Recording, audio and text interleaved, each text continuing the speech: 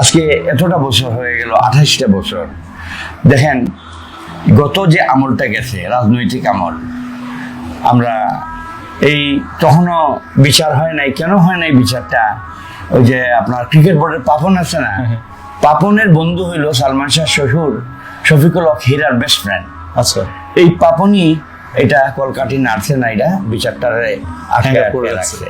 আসেন পরবর্তীকালে বিচারটা সম্মুখীন হইল কোর্টে, আপনার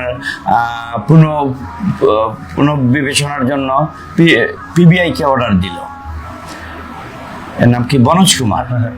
বনোজ কুমার ইনকোয়ারি করে এই রিপোর্টটা কোথায় দেওয়ার কথা? কোর্টে দাখিল করার কথা। কোর্টে দাখিল না করে সে করলো কি, সেইটা সাংবাদিক সম্মেলন করে সেইটা ফাঁস করে দিল।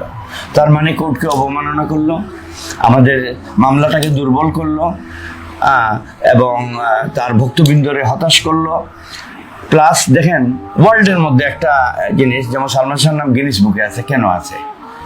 এত বড় বড় ফিল্ম স্টার, রাষ্ট্রপ্রধানরা মারা গেছেন, কারোর জন্য কেউ মরে নাই। কিন্তু সালমান শাহ মারা যাওয়ার 24 ঘন্টার মধ্যে 46 আত্মহত্যা করছে। তখন নতুন সরকার, আমার দাবি থাকবে উপদেষ্টা পরিষদের কাছে এবং আমাদের মহামান্য ডক্টর ইউনূস সাহেবের কাছে, যে সালমান শাহর কেসটা যেন যেরকম ঠিক এইরকম আমাদের কাছে সব আলামত আছে। আমরা বলে যাব, আমরা প্রমাণ দিয়ে যাব যে সালমান শাহকে কিভাবে হত্যা করা হয়েছে, কেন হত্যা করে, কোন কারণে হত্যা করা হয়েছে সেটা। দেখেন আমি যে এই ঘরে থাকি, আমার ফ্যামিলি, বউ বাচ্চা আমেরিকায়, আমার কাজের ছেলে, কাজের মেয়ে, কাজের বউয়েরা আছে না। এখন রাতে 3টার সময় আপনার সাথে আঘাত করলেন, আপনি আমার কাজের লোকের সাথে, আমি জানলামই না, টাকা পয়সা দিয়ে যেভাবেই হোক আপনি একটা করলেন। আপনার সাথে চুক্তি হলো যে আমরা আসবো কয়টার সময়, একটা রিং দেবো, আস্তে করে গিয়ে দরজাটা খুলে দিও।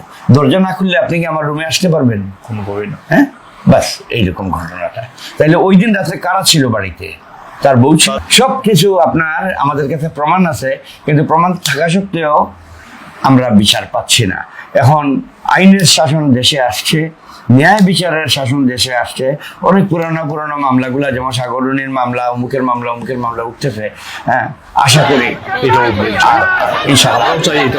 আপনারা যারা জার্নালিস্ট আছেন, আপনারা যারা আছেন, আপনারাও চেষ্টা করবেন যে এই মামলাটা, আমরা জানতে চাই এটা আত্মহত্যা না হত্যা।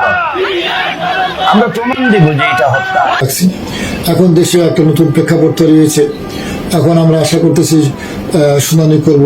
আমাদের এই মামলাটা আগামী 17 এপ্রিল শুনানির জন্য আছে, রিটেন শুনানির জন্য আছে। তো আমি চিন্তা করছি যে এই মামলাটা শুনানি করব। ছবিতে, এই ছবির বেশ কয়েকটা অংশই আমার কাছে ভালো লেগেছে। কারণ আমি যখন আগে অ্যাক্টিং করেছি তখন ড্রামা সিন করেছি, গানের লিপ সিন করেছি, তো জিনিসগুলো আমার কাছে খুব একটা ছবিতে আমার কাছে নতুন লাগেনি।